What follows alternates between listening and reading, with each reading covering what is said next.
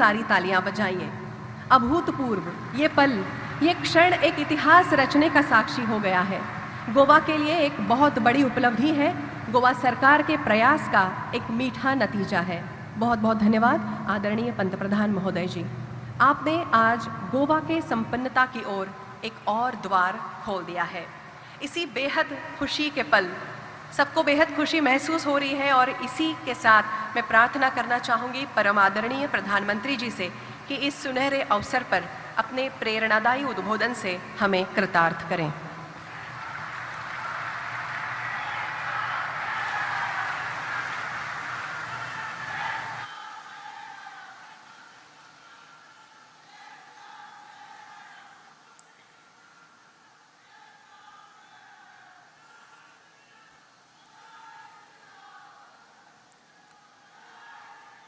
समेस्त गोयंकार भाव भयणीक माय मोगाचो नमस्कार।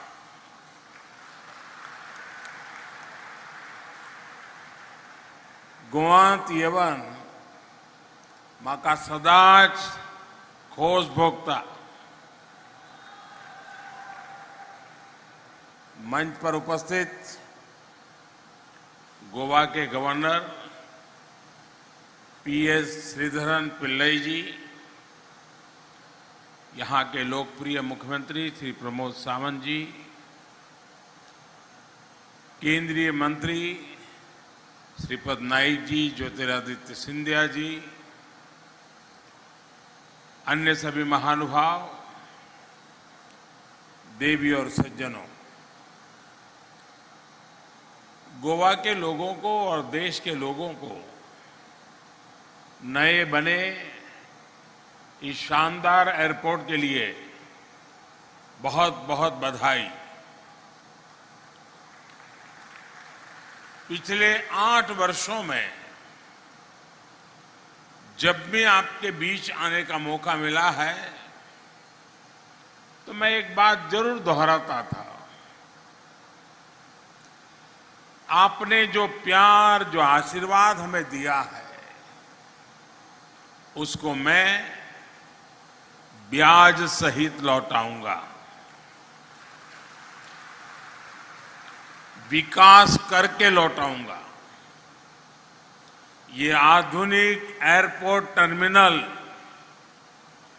उसी स्नेह को लौटाने का एक प्रयास है।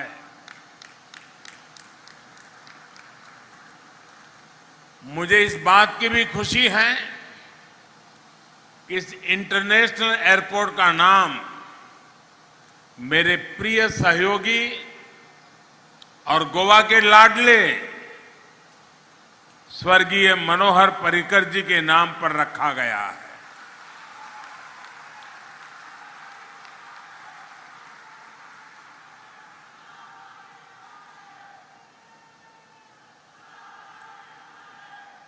अब मनोहर इंटरनेशनल एयरपोर्ट के नाम के माध्यम से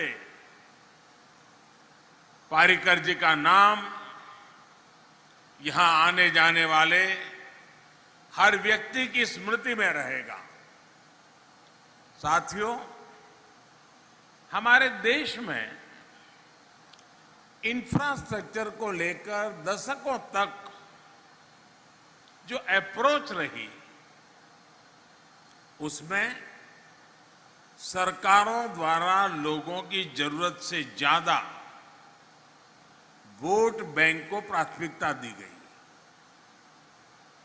इस वजह से अक्सर ऐसी परियोजनाओं पर भी हजारों करोड़ रुपए खर्च किए गए जिनकी उतनी जरूरत ही नहीं थी। और इसी वजह से अक्सर जहां इंफ्रास्ट्रक्चर लोगों के लिए जरूरी होता था, उसे नजरअंदाज कर दिया जाता था। गोवा का ये इंटरनेशनल एयरपोर्ट इसका ही एक उदाहरण है। गोवा वासियों की नहीं, बल्कि देश भर के लोगों की ये बहुत पुरानी मांग थी कि यहां एक एयरपोर्ट से काम नहीं चल रहा है, गोवा को दूसरा एयरपोर्ट चाहिए। जब अटल बिहारी वाजपेयी जी की सरकार केंद्र में थी, तब इस एयरपोर्ट की प्लानिंग हुई थी, लेकिन अटल जी की सरकार जाने के बाद इस एयरपोर्ट के लिए बहुत कुछ नहीं किया गया। लंबे समय तक ये प्रोजेक्ट लटकता रहा। 2014 में गोवा ने विकास का डबल इंजन लगाया। हमने फिर से सारी प्रक्रियाएं तेजी से पूरी की और 6 साल पहले मैंने यहां आकर के इसकी आधारशिला रखी। बीच में कोर्ट कचहरी से लेकर महामारी तक अनेक अड़चनें आई, लेकिन इन सब के बावजूद आज ये शानदार एयरपोर्ट बनकर तैयार है। अभी यहां साल में करीब 40 लाख यात्रियों को हैंडल करने की सुविधा है। आने वाले समय में ये क्षमता 3.5 करोड़ तक पहुंच सकती है। इस एयरपोर्ट से निश्चित रूप से पर्यटन को बहुत लाभ होगा। 2 एयरपोर्ट होने से कार्गो हब के रूप में भी गोवा के लिए संभावनाएं बहुत बढ़ गई हैं। फल सब्जी से लेकर फार्मा प्रोडक्ट्स के एक्सपोर्ट को इससे बहुत बल मिलेगा। साथियों, मनोहर इंटरनेशनल एयरपोर्ट आज देश के इंफ्रास्ट्रक्चर को लेकर बदली हुई सरकारी सोच और अप्रोच का भी प्रमाण है। 2014 से पहले सरकारों का जो रवैया था, उस वजह से हवाई यात्रा एक लग्जरी के रूप में स्थापित हो गई थी। ज्यादातर इसका लाभ समृद्ध संपन्न लोग ही उठा पाते थे। पहले की सरकारों ने सोचा ही नहीं कि सामान्य जन भी, मध्यम वर्ग भी उतना ही एयर ट्रैवल करना चाहता है। इसलिए तब की सरकारें आवाजाही के तेज माध्यमों पर निवेश करने से बचती रही। एयरपोर्ट्स के विकास के लिए उतना पैसा ही नहीं खर्च किया गया। इसका नतीजा ये हुआ कि देश में एयर ट्रैवल से जुड़े इतना बड़ा पोटेंशियल होने के बावजूद भी हम उसमें पीछे रह गए, हम उसे टैप नहीं कर पाए। अब देश विकास की आधुनिक सोच के साथ काम कर रहा है, तो हम इनके नतीजे भी देख रहे हैं। साथियों, आजादी से लेकर 2014 तक देश में छोटे बड़े एयरपोर्ट सिर्फ 70 थे, 70। ज्यादातर सिर्फ बड़े शहरों में हवाई यात्रा की व्यवस्था थी। लेकिन हमने हवाई यात्रा को देश के छोटे छोटे शहरों तक पहुंचाने का बीड़ा उठाया। इसके लिए हमने 2 स्तर पर काम किया। पहला, हमने देश भर में एयरपोर्ट के नेटवर्क का विस्तार किया।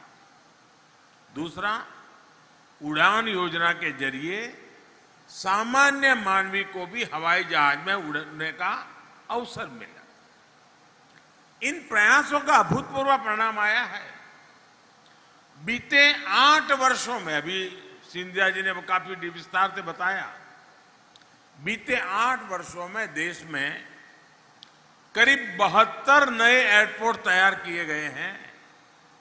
अब सोचिए, आजादी के बाद 70 साल में 70 के आसपास एयरपोर्ट और इन दिनों 7-8 साल में नए और 70 एयरपोर्ट,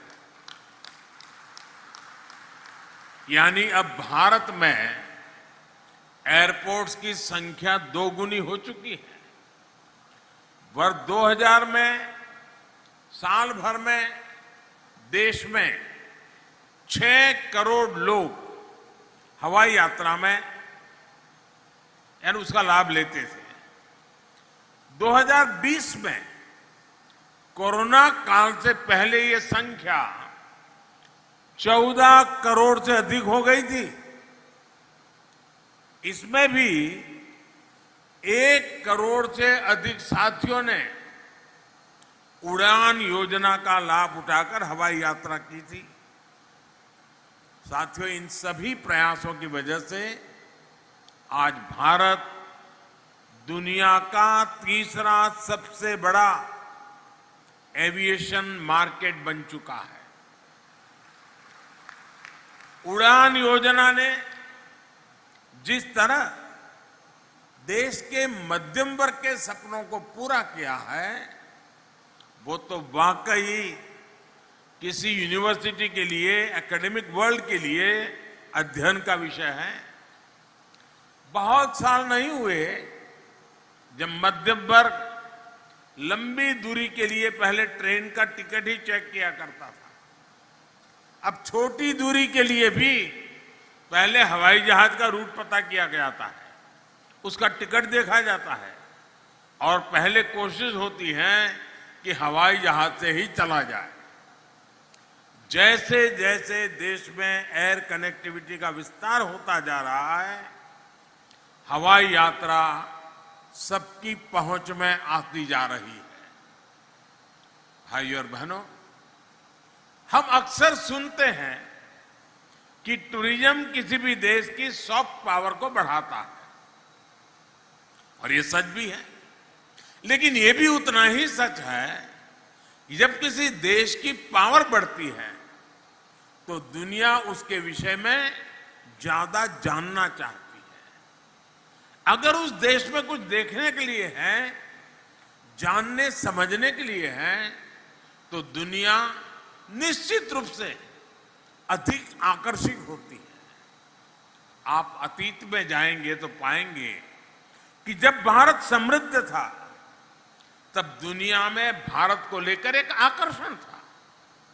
दुनिया भर से यात्री यहां आते थे, व्यापारी कारोबारी आते थे, स्टूडेंट्स आते थे। लेकिन बीच में गुलामी का एक लंबा कालखंड आया। भारत की प्रकृति, संस्कृति, सभ्यता वही थी, लेकिन भारत की छवि बदल गई, भारत को देखने का नजरिया बदल गया। जो लोग भारत आने के लिए आतुर रहते थे, उनकी अगली पीढ़ी को ये भी पता नहीं रहेगा कि भारत किस कोने में पड़ा है। साथियों, अब 21वीं सदी का भारत नया भारत है। आज जब भारत वैश्विक पटल पर अपनी नई छवि गढ़ रहा है, तब दुनिया का नजरिया भी तेजी से बदल रहा है। आज दुनिया भारत को जानना समझना चाहती है। आज आप डिजिटल प्लेटफॉर्म पर जाइए, कितनी बड़ी संख्या में विदेशी भारत की कहानी दुनिया को बता रहे हैं। इन सभी बातों को ध्यान में रखते हुए अब बहुत जरूरी है कि देश में ईज ऑफ ट्रैवल उसको सुनिश्चित कर दिया जाए। इसी सोच के साथ बीते 8 वर्षों में भारत ने ईज ऑफ ट्रैवल बढ़ाने के लिए, अपने टूरिज्म प्रोफाइल का विस्तार करने के लिए हर संभव प्रयास किए हैं।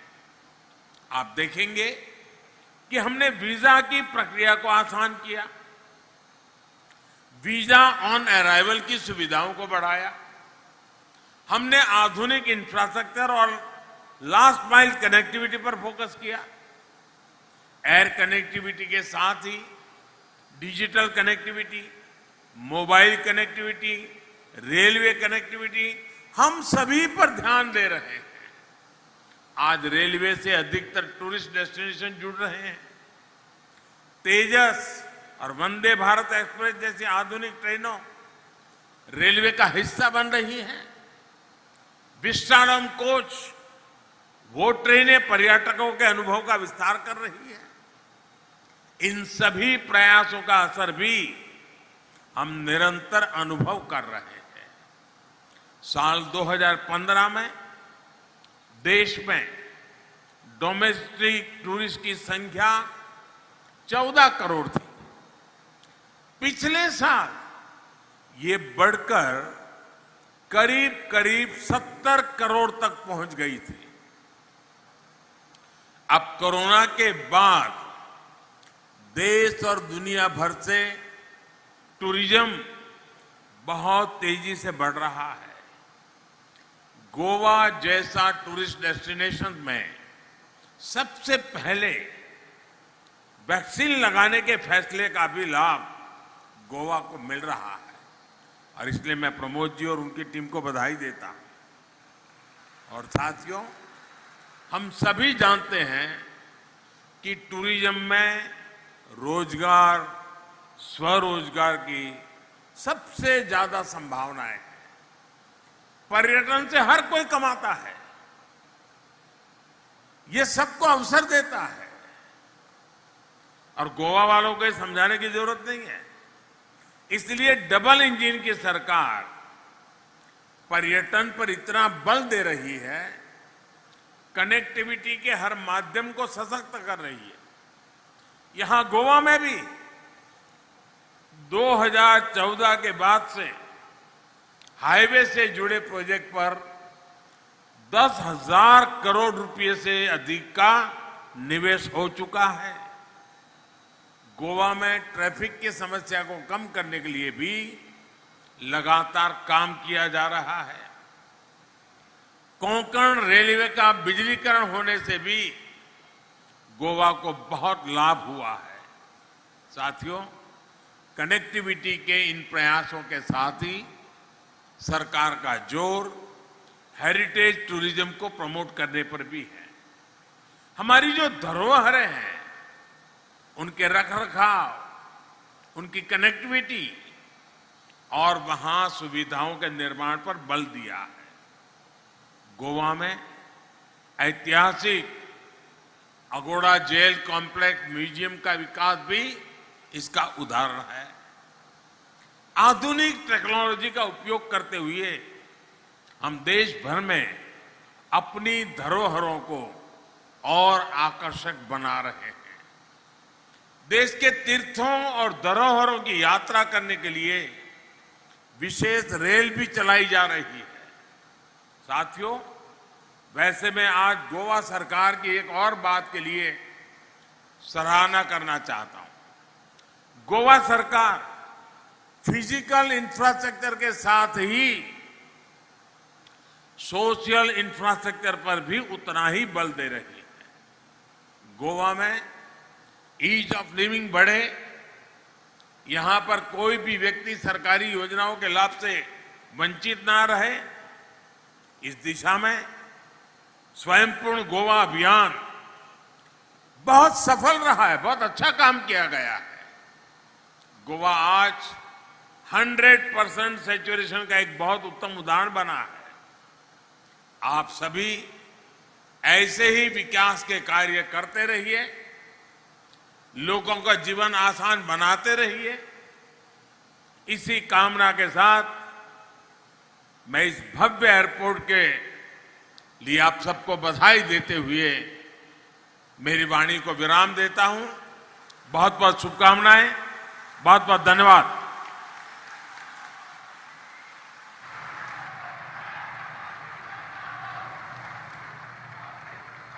आपके गरिमापूर्ण विचारों के लिए एवं मार्गदर्शन के लिए उपस्थित सभी लोगों की ओर से, तमाम गोवा वासियों की ओर से